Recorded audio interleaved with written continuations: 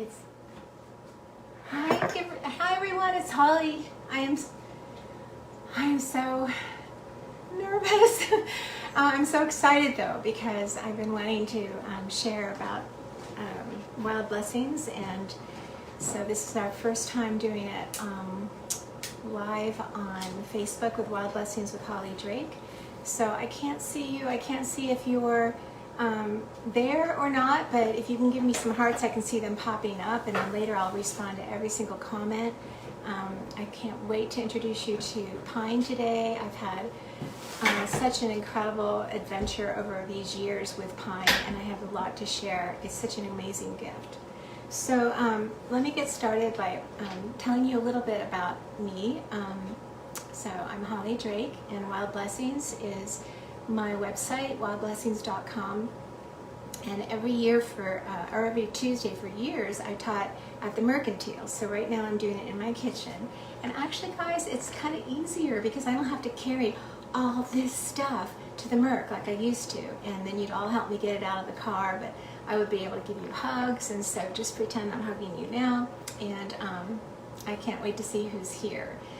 Whew. So I can't offer you any of the things that I've created to eat, but I'll give you the recipes and you can make them yourself.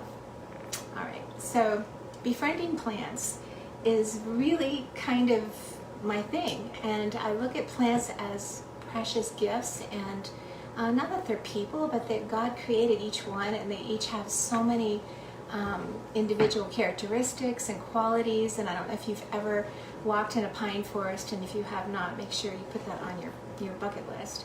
But there's something really, really mystical and magical about being in a pine forest. And years ago when I had Skipper, my collie, if you remember Skipper, we were at the top of Peaceful Acres up on the ridge, and there was just this huge storm just came up over just moments. And so we headed to the pine forest because instinctively I just knew it would be safer in there. And so once we got inside of the forest, you could just almost, it was a completely different experience. You could absolutely sense the quietness, and walking on the pine needles just kind of cushions your steps, and all of the whirling of the wind up above. You could see the huge towering pines swirling above, but they protected us from the sleet that was coming down, and it was something I'll never forget. And I remember sitting there against, leaning up against one of these huge white pines, and afterwards I got some sap. I realized I had gotten sap all over my jacket, which I don't think I ever got out. So just a wonderful memory. So share with me your memories in the comments of times when you've experienced pine, and if you've ever eaten pine, then I want to hear about that too. I'll be putting all of my recipes up on my website, and I also created a crossword puzzle for pine, so get your notes, take notes, because you're going to be learning so much. The scripture I want to start with today is Psalms 111, 2-4, and it says, great are the works of the Lord. He has made, they are studied by all who delight in them. Splendid and majestic are his works. He has made his wonders to be remembered. So, like when you get to meet somebody for the first time, you start to look at what do they look like and what do they sound like, and you ask questions like, well, what do you do, and tell me about your family, and you want to know about them. So I'm going to be explaining and introducing you to my friend Pine today. So this is my my writing whiteboard, which I've been using for years. And Jason, if you could turn that a little bit so it faces this, I'd appreciate it. My husband's helping me, which is also a plus. And hopefully, if this works out, I can actually get this up on my website so more people can see it. This is all of the things that we'll be talking about today, and it's kind of a show and tell type thing. So the first thing we're going to discuss is who is pine, and there are over 200 species of Pinus, which is the botanical name. They're all evergreens, which means they never die. They're green all year long. The leaves, the needles are the leaves, and they're constantly dropping, as you know, because if you walk in a pine forest, it's cushioned with pine needles, but they're constantly creating new ones. So there's a lot you can do with the entire tree. The way you can tell the difference between, most of them, by the way, are edible, and I'll tell you which ones aren't in the comments below. So it's important to get your jeweler's loops out. And as you guys from my class, do y'all have your jeweler's loops? I hope you all bought one, but I know you used them when you were in my class. But when you look up at a pine branch, when you look up close, well, we'll talk about the specifics in just a minute, but let me give you a little more overview.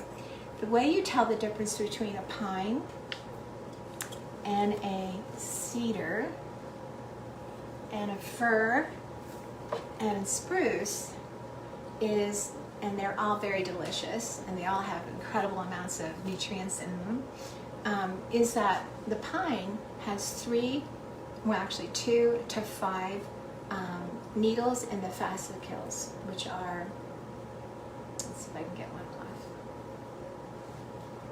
They're attached to the twig, and it smells so good. And this one is a white pine, and it has 5 needles in the fascicles. I don't know if you can see that, but if you've got a red pine, it'll have 2 in the fascicle, a little bundle like that. So that's how you tell those apart. With the spruce, if you take off the needles, they go directly to the twig. They don't go to a fascicle. It's got 4 sides, and you can roll them between your fingers. And that's how you tell the difference between a spruce and a fir, because a fir only has 2 sides and you cannot roll it. So all 3 of them are high in vitamin C. There's actually more nutrients in a pine tree than any other edible tree. So if there's ever a time when there's starvation or there's a fear of not having food, if you've got a pine tree around, I'll teach you how to eat it and how to protect it so it'll keep growing and not die. I believe in an honorable harvest, and I'll teach you those tricks as well. Okay, so evergreen, it's an evergreen. It's in the Pinus family. They like to live in acidic soils, and they like to live everywhere. You'll find them all over the planet, but they're particularly enormously populated in North America.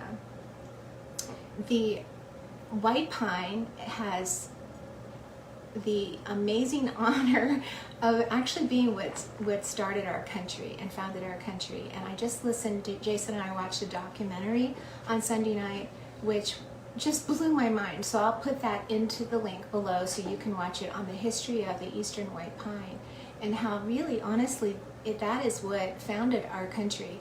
And the reason why is back in 1606, in that time period in England, fuel of the things that kept people warm were the lumber and the wood, and England had pretty much used up all of the wood on their little islands, and so they were getting the wood from the Baltics, and there was a need for pine trees because they needed them for masts for their warships, and so King Charles sent out some some charters to the New World, because they had heard that there were pine trees there. And so sure enough they were. And with the Plymouth Rock, the Pilgrims ended up going off course because of a horrible storm, and they ended up in Plymouth Rock. And there were enormous stands of white pine. So over time, I won't tell you the rest of the story, but it'll just blow your mind how much that was, the whole pine, everything about it had to do with the economy of America. The pine tree was on their coins, it was on the main flag, it still is today.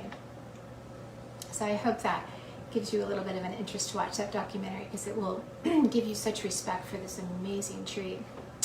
Okay, so the tree, they're called evergreens, they stay evergreen always, but they also are called conifers because they have cones. And so the cones are all different sizes. In fact, the largest cone weighs 10 pounds, up to 10 pounds, and that's the Coulter pine, and those are in California. And the longest pine is 2 feet long, and that's the Jeffrey pine, and that's also in California. And I don't think I would like one of those to hit me on the head below them. So we'll be talking about how these pine cones work. They're actually the reproductive part of the tree. And if it looks like a pine cone, it's a female pine cone.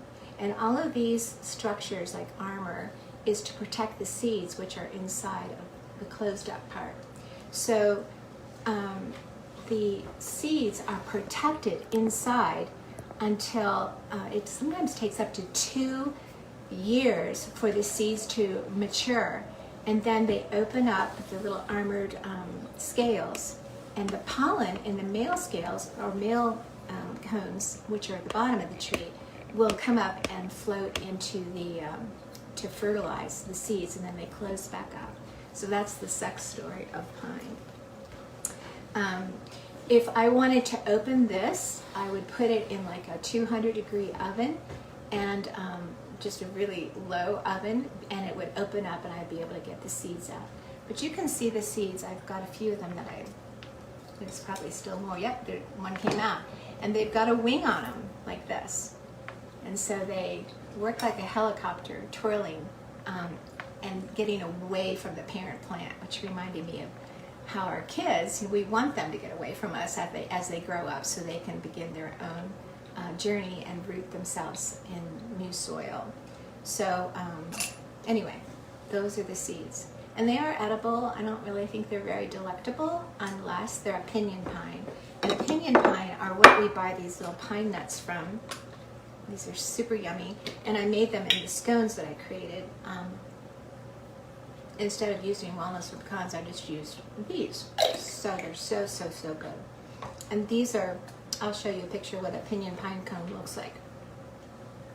But I would love to be able to harvest these, but I think they're only on the West Coast. Okay, where am I at? So what do you look like? Okay, so we talked about the trees, sometimes up to 150 feet tall. I have a pine forest up in the in northern Minnesota. My parents had a cabin up there, and on the lake were these huge, huge red pines and white pines. And the red pines only have 2 needles per fascicle, and the white pines have the 5. But these trees would be so towering, and walking down to my grandparents' cabin at Trail's End through these towering trees was another memory I'll never forget. And there's something very different about a pine forest. So we talked about what they look like and about the different cones. The male cones live at the bottom of the tree, and they don't really look like cones. And they have the purpose of pollinating, and they create enormous amounts of yellow pollen, which we're going to talk about as we discuss what do you do. So with the edible, medicinal, useful, beautiful, whimsical, magical, practical, all of those O's, we'll start with edible. So how do you eat pine? Okay. So, oops. Oh, so here's my pine tree. Whoops. So, when you harvest sustainably, you don't really want to harvest from the bark from the tree, because you could hurt the tree. But you can take off a branch, or if a branch falls, that's even better. But this is just an enormous amount of needles that I'm going to dry. And they're actually better if they're dried, because they have actually sharper taste than if they are fresh. But I'm making fresh pine needle tea right now, and I'm just going to do it right here so you can watch. And then, because there's some specifics on how to do it, so I've got the water hot, or I'll get it boiling again because it was hot. And the other thing I wanted to talk about is, as the pine grows up, it has these little twigs that come off the side. And do you see how they're created in a whorl, which goes around the major branch? Well, as you look up the tree, they continue to grow in whorls, and they get larger branches that come out like this. And you will see in a pine forest how many of the lower limbs have fallen down and fallen off because there's just not enough sun. And so, but up at the top, all of the needles are there. So it was a little bit of a challenge finding a pine tree that I could reach the needles so I could bring it in and create my harvest. But I think there's just like pine everywhere. Okay, so with the needles, we'll start with that before we get to how we harvest the cambium layer. And by the way, if I don't get to medicinal, I'll teach it next week. I'm going to be teaching every single Tuesday, and I've got over 100 topics that I've taught in the past or that I've been dying to teach on. And the way I learn is by teaching. So we learn together, and I'm so honored that you're willing or want to join me. and I'm so eager to have an interaction with you so that I can hear how you're learning and what you're doing and how you are applying the things that we're talking about today. Okay, so my water's almost boiled. So what I'm going to do is, first of all, I've got a glass. If you could turn it this way, because I'm going to be demonstrating here, James. Okay, so I've got a glass jar and my clippers, and I'm just going to clip off a whole bunch of needles. And you can clip them as fine as you want so you can break up the cell walls so that it absolutely creates more of the nutrition. There are more vitamin C in a cup of pine needle tea than there is in 6 or 7 lemons. I thought it was 5 or 6, but it's actually 6 or 7. And that's pretty remarkable. So let me tell you what happened back in, you look at pictures of sailors and pirates back in the day. They'd be over on the oceans for so many days and months and weeks that they would not have fresh food and they would not get vitamin C, and their teeth would fall out. So you see all these, like little serious mouth issues. Well, that's called scurvy. Also, deformity in the bones, and it's a lack of vitamin C. So when the colonists came to the New World, the Indians taught them, and they were starving, of course, the Indians taught them how to use the pine tree for food, because it is the highest in caloric intake and in nutrients of all of the food of the trees. So I didn't cut it up really well, but it's good enough. So my water's boiling, and so I'll go get it. And I'm going to add, you always want to do this, you always want to put a knife or some metal conductor into your water, because the boiling water could actually crack the glass and burn you, so be careful. The best way to dry these needles, the way my mentor Linda Runyon would dry them, she would put them on the back seat of her car in the heat of summer, and then they would just dry in the window sill in the back of the car, which is one way to do it. But you don't ever want to put it in the microwave to dry them out or something, because they're so volatile and they'll just absolutely explode. Same thing with the oven. If you put them in the oven, make sure it's never higher than 200 degrees because you don't want to have an accident. Okay, so I'm going to let this steep in here for a good 10 minutes while we talk, and then I'll show you how I make it into tea.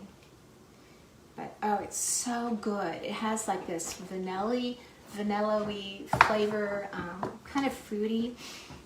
Jason thinks it tastes like a 2x4, which it kind of does. Not that I've eaten a 2x4, but I love the smell of wood and lumber. It just reminds me of my dad and his workshop. Okay, so that's just going to steep for a while, and I'll put that here.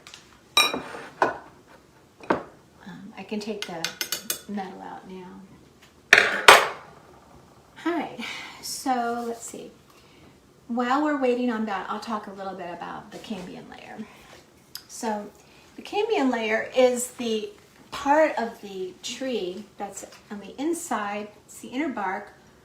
So there's the outer bark, which is protective, and there's the wood. And then right between the two is this little 2 to 3 millimeter spot of the tree.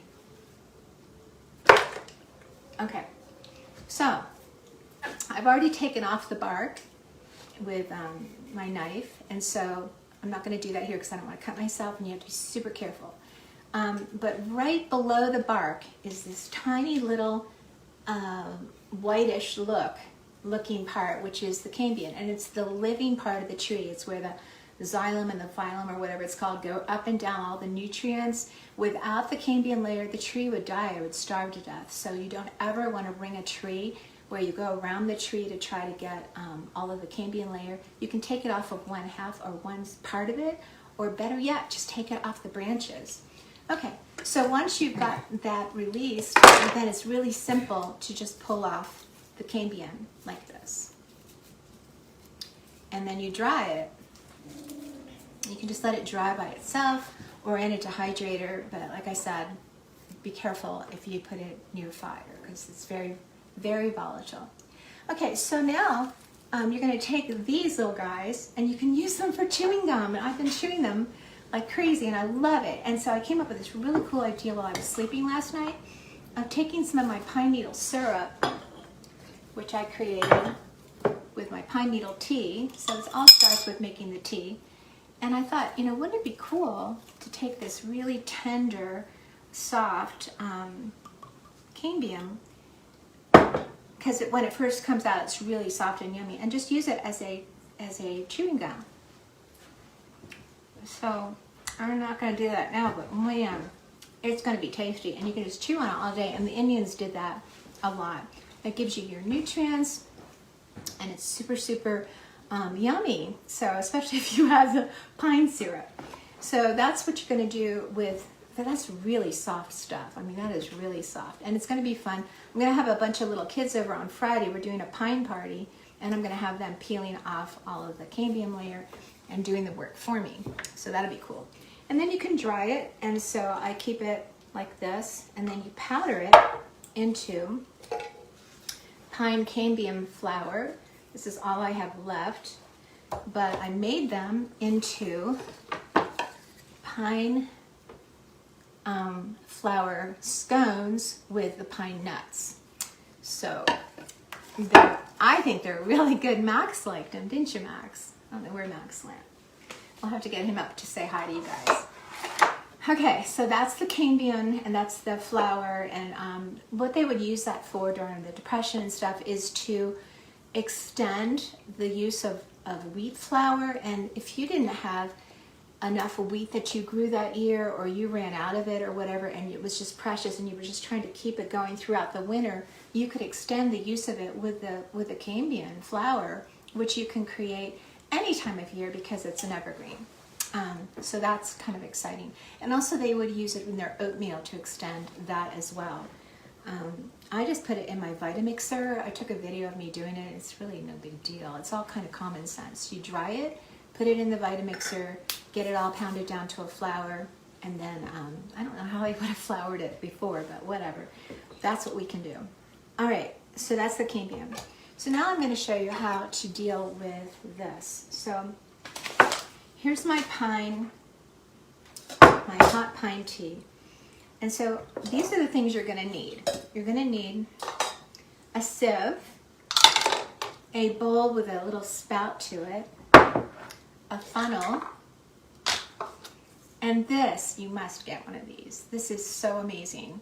It's like a mesh. And the reason why is because I don't want to eat little particles or the needles or whatever. I just want to drink the tea. So first I'm just going to pour it through my, gosh, I wish I could see who's here. Oh well, okay. Anyway, I'm pouring it through here, but guess what? A lot of needles also came through as well. So my next strain is going to be, hold on, I'm going to put that in my sink. I'm going to rinse out my jar again.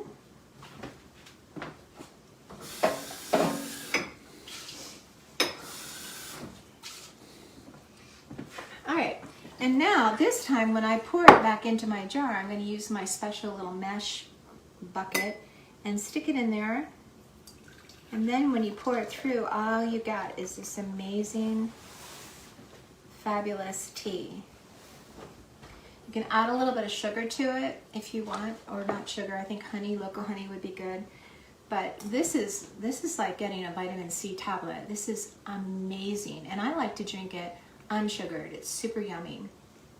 I'll show you.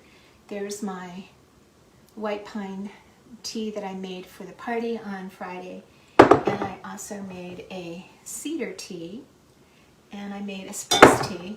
They're all a little different color and they have a completely different flavors, which is so weird. So I guess the best way to taste that would be just to taste that and try that. So you would make it with cedar or fir or spruce the same way that we just did it here. I recommend not boiling the needles because you don't want to destroy the vitamin C. So I boiled the water, put it into the needles, and the longer you let it steep, the better as far as getting a stronger flavor.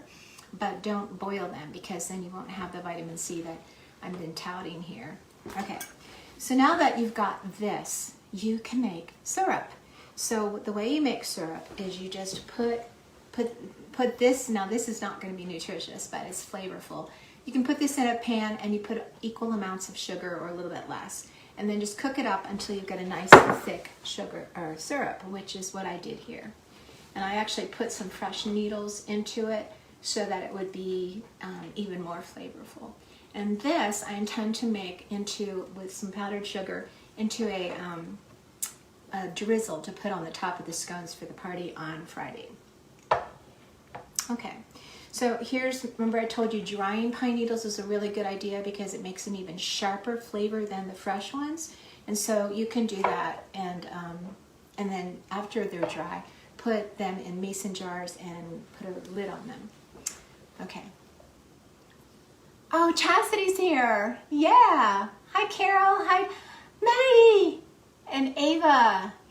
That's so exciting. I'm so glad you're here. Oh, I'm glad. I hope Grace is watching this, and Josh. Okay. So a fun thing that I'm doing for the party on Friday is you can take pine sticks like this, pine twigs, and you can use them as your popsicle sticks. So let me show you my popsicles. This is all cones. Okay. So I have these really cute little, what are they called? They're just little forms or something, silicone forms with pine trees or Christmas trees. And so I just made pine tea and filled the forms. Oh, I added a little bit of pine syrup to it, so it'd be a little bit sweet. And then I added, after it was slightly frozen, then I put the twigs in and then refroze it. So these will be fun for the kids on Friday. Okay. Oh, I'm just gonna take, oh, okay, so let me go back to making my tea. So then, my mom bought this for me. I love this thing. So the way I fill it is I then use a funnel and I just pour it in. And put this over here. I'm running out of space. Okay, so then I'll put the lid back on and pour myself some pine needle tea. And if you were here with me, that would be yours, and this will be mine. So I really, for homework, guys, if you've never had pine needle tea, it's so simple, for heaven's sakes. Try it and then make sure you comment. And I'll be, I've created a crossword puzzle for y'all, so if you give me your email address, like in a PM or whatever, I will send you each an email, the crossword puzzle for pine with the things that I'm teaching you today. So it'll be good review. And I have so many fun things coming up I can't wait to tell you about. So I'll be able to delineate that in an email. So if you're interested in following nature's wave with holly and wild blessings, then there's no better time because it's popping up. Even though there's snow outside, it's unbelievable what's coming. And very soon on God's grocery store shelves. So, okay. Oh, that is just so good. Look at this large pine cone. Isn't that amazing? Okay, so we talked about, let's make sure, oh, this is so important. This is another thing you can do for cooking. I took the pine needles and I put them inside of a glass jar and I poured apple cider vinegar on top of it, and then I put a plastic lid on because metal and vinegar just don't get along. So you're going to steep this for 5 to 6 weeks, and then you strain it off kind of like the way I showed you, first in the large strainer and then through this little sieve, mesh sieve, and you end up with balsamic vinegar. And you can use this like you would use any vinegar in your salad dressings or whatever, and it's just all of those minerals and vitamins are in here, and so that's pretty cool. So that's another wonderful, wonderful way to get nutrients and nutrition into your eating. Okay, so where am I at? So we talked about eating the needles And the seeds, the pine cones, you don't want to eat a female cone. This is the female cone. They are really the reproductive part of the plant where it keeps the baby seeds, so they're protective of the baby seeds. This one's already lost most of its seeds, but you can see some of these armored protections are still closed, so I could probably get more seeds out of here. But you don't eat this. You can make dye out of them, but you don't eat these. The male cones don't really look like a pine cone, and like I told you earlier, they're at the bottom of a pine tree. They can be boiled and eaten, and I've never tried that. I had no idea you could do that, but I can't wait to try that this spring.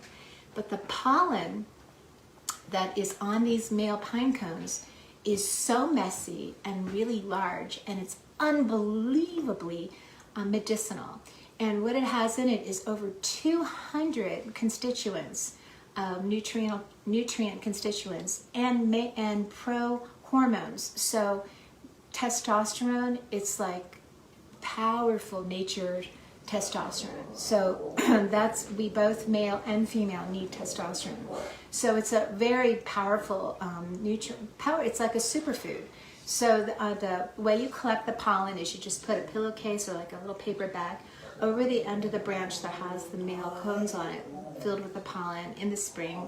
And I'll be letting you know, I'll be taking you with me virtually, or like I still do plant walks, but it's by request only. You're going to shake them in to the bag, and then take that bag and pour it into a glass jar. So I just learned about that this year as I've been researching, and so I have not ever tried the pollen, and I can't wait to. The way you would eat it is you could eat it in pills, like I'll show you how to make pills some other class, but you can make pills and you take them that way, or you can put them in flour, like when you're making pine flour something, or just regular flour, just add it to your pancake mix or whatever, just to up the nutrition. Okay, so let's talk about medicinal. So I love to make medicines. It's like letting food be your medicine and medicine be your food, Hippocrates said. So if you just eat pine, you're getting medicine, but you can also make medicines out of the needles, out of the sap, out of the bark. It's all medicinal as well, and it's particularly good for respiratory, strengthening your lungs, and your like for bronchitis and things like that. It's also a diuretic, which helps with kidneys and bladder health. It's antimicrobial, which means it's all the antis. It's antibacterial and antifungal and antiviral and all of the antis. And so it's a powerful, powerful medicine. So I made this with Everclear, and that is something you can take as a tincture. You can make it or buy it at the store.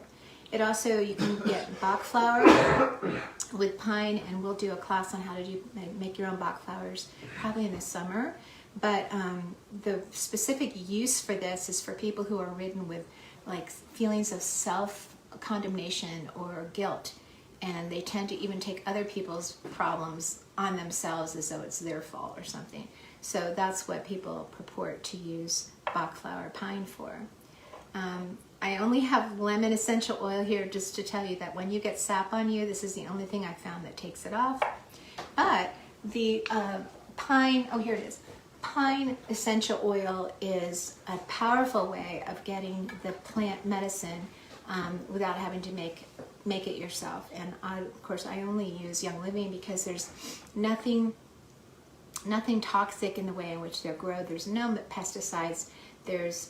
It's just all amazing. So you can get from Young Living pine, you can get Idaho blue spruce, you can get fir, all of the different evergreens they also create these amazing oils with. So they're extremely concentrated, and I love it. Right now in my diffuser, which I'll take a picture of since it's not in the picture, I have pine going, so I'm smelling that. And if you've got issues with not being able to breathe well or asthma or whatever, this would be a good thing to put in your diffuser, or your diffuser earrings or diffuser necklace or whatever. Okay, what else did we do for medicine? Oh, it's also also antiseptic, it's anti-rheumatic, so I've never tried it for that. I've mostly just tried it, oh I know what I wanted to tell you. You can make a steam tent out of the needles and the bark, and then get the water boiling, put all those things in it, put a towel over your head with your head over the pot on the table, not over the stove, and then just breathe in all of those volatile oils from the pine, or you could just put 1 drop of this into the water after you've taken it off the stove, and that will help with stuffy nose and congestion and stuff like that. So yeah, I think experimenting with these gifts from God for our own medicine as well as food is amazing because it's all free. Okay, so let me take another sip. Okay, so let's talk about useful. So we talked about how the ship masts were made out of pine, and because they're really flexible and they're lightweight. It's not a really heavy wood. There's a soft pines and there's a hard pines.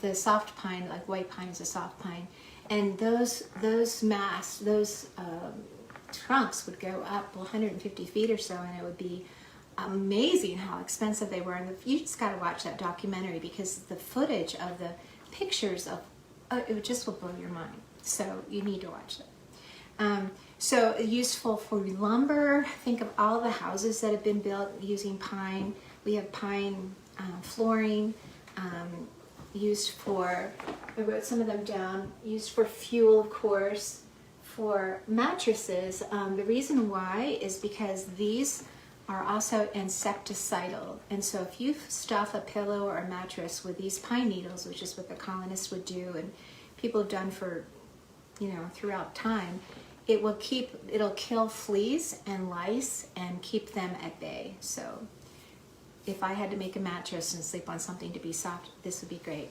You can also use it for shelter, and just like walking into that forest made me feel protected and curious, but it's just the most unusual feeling. Okay, the other things that you can use them for is they create, when you scar the tree, I did that yesterday to my pine tree on near my sit spot, it starts to bleed to protect itself and to kind of close up the hole that you just created. Or if a branch falls off, it also does this bleeding, and it's called sap. And so that sap is amazing, and I wasn't able to collect any because it needs to be warmer in order to for it to actually flow. So it will, in future classes, I will bring some sap as I scarred the tree in just a few places so I could collect it. But there's so much you can do with that. And you can turn that into turpentine, you can turn it into pitch, you can turn it into caulking. I mean, whole industries have been created over this one tree. So that's one thing that's useful. Another thing that's useful is you can, because it's anti-rheumatic, you can put it into bath salts. And so I made this one for my friend Heather, and she just lost her, had some tragedies in her life. And so I thought, well, what better thing to do to send her some bath salts made with pine needles and some pine essential oil. And so you can see it's got a lot of pine needles in there. So that will be super relaxing to her. In my bath salts, I always put Epsom salts and a little bit of sea salt and borax for all kinds of reasons, and baking soda. And so it does a lot of medicinal things besides relaxing you. Okay, and then you can make dye out of this. I'm going to be doing that. That's on my bucket list. You can get a green or a yellow dye from the needles, and you can get kind of a brownish red dye from the cones. Okay, then the last owl I'm going to talk about is whimsical, and I made this little pine character. So she's got a pine cone for her body, and she has cedar for her hair. Her tail is little fascicles of pine from white pine. Oh my word, she must have like 15 or 20, probably 25 different plants.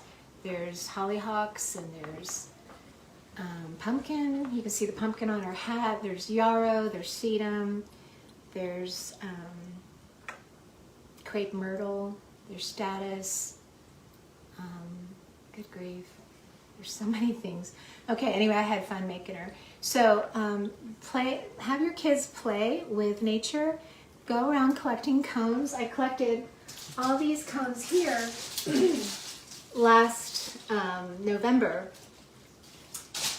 Because sometimes some years the pine trees don't drop their cones, and so when they do, get them while they're getting as good. They make great fire starters. So one of the things that the kids are going to be doing on Friday is they're going to be making these fire starters, which is made with beeswax, acorns, and a little bit of cinnamon stick, and then you just light this, and man, this will light any fire in the fireplace. So that'll be fun for them to do. We're also going to make some bird feeders by taking the pine cones and painting them with peanut butter and lard, and then rolling them in bird seed, and then hanging them from a tree nearby the window so we can watch the birds come and feed. So those are just some of the magical things that you can do. Okay, there is a scripture that says, "You who dwell in the gardens, let me hear your voice." And I think if you were to hear Pine's voice, it would be very silent but memorable. So I hope you learned a lot. I want to hear what you learned. I want to hear, I'd love to, if you write a poem, what I would recommend in doing the poem is just write down all of the adjectives you can think of, like towering and majestic and intricate and fascinating, and whatever words that you can think of from what I've taught you today. And if you write a poem, then you will, I promise to bless you with a wild blessing. So you'll have a chance to win anyway. So let me know, and then just post your poems below, and I will also need your email address so that I can send you the crossword puzzle. So I hope that was good. Did I make it to noon? Do I have more time? Well, I don't think there's anything more to say. I wish that you were here to sample these things. What we would be doing now would be writing poems. So if you want to take the time to do that, go for it. And I'll be teaching more about how to do that. Some of the things that you might want to get if you want to do this with me is buy yourself a jeweler's loop, and you hold the fat part of the loop up to your eye, close the other eye, and then you bring whatever you're looking at into focus. Oh my gosh, it's unbelievable, the details on these needles that you don't see with the naked eye, or the twigs are amazing. And that helps in drawing, it helps in just observing and then seeing what does it look like and what does it remind you of. Okay, well, I'm looking forward to next week. Another announcement is that I've got a class coming up called Why Eat Wild Food, and it'll be a webinar, it'll be a PowerPoint presentation with some of my best slides on all of the reasons why we should learn to eat wild. And so that'll be coming up next Wednesday and the following Wednesday. So I hope that you can join me for that. Please share this. Please like this. If you want anyone to join my Wild Blessings Facebook group, then you have to have them friend me first and ask for permission, because it is a private group. So if you can think of any ways to make this better, let me know. But this is what I can do during COVID, and I'm really looking forward to reading your comments. God bless you all.